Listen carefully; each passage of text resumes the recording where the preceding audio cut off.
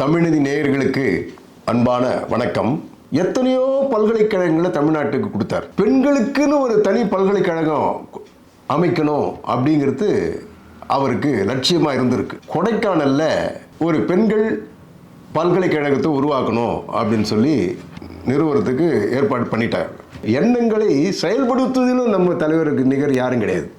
இந்த பக்கத்தில் அன்பின் வடிவமாக திகழும் அன்னை தெரசா அம்மா அவர்கள், இந்த பக்கத்தில் காஷ்மீர் முதல்வர் டாக்டர் ஃபரூக் அப்துல்லா, அது நடுநாயகமாக பக்கத்தில் நம்ம தலைவருடைய பக்கத்தில் ராசாராம் சபாநாயகர் அவர்கள் மைக்க பிடிச்சார் தலைவர். இந்த பல்கலைக்கழகத்திற்கு நான் அன்னை தெரசா மகளிர் பல்கலைக்கழகம் என்று பெயர் சூட்டுகிறேன் அப்படின்னு சொல்லி அறிவிக்கிறார். மனித சுனாமி, அந்த மக்கள் வெள்ளம், லட்சக்கணக்கான மக்கள் வெள்ளத்தினுடைய கரகோஷமும் ஆரவாரமும் அங்கே இருக்கிற குன்றுகள் எதிரொலித்து அடங்கிறதுக்கு கிட்டத்தட்ட எவ்வளவோ மணி நேரம் ஆகி போச்சுன்னு சொல்லி ஒரு வர்ணனையாளர் சொல்கிறார்.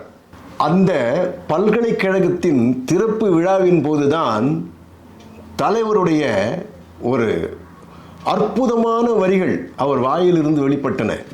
நான் திருநீறு அணியாத இந்து, லுங்கி அணியாத முஸ்லிம், சிலுவை அணியாத கிறிஸ்துவன் என்று அறிவித்தார் நமது புரட்சி தலைவர் பொன்மனச்செம்மல். அடடா, மதம், இனம், மொழி அத்தனைக்கும் அப்பாற்பட்டவர் நமது தலைவர். அப்படித்தானே வாழ்ந்தார். அன்புடன் அடுத்த பதிவில் சந்திக்கலாம். நன்றி, வணக்கம்.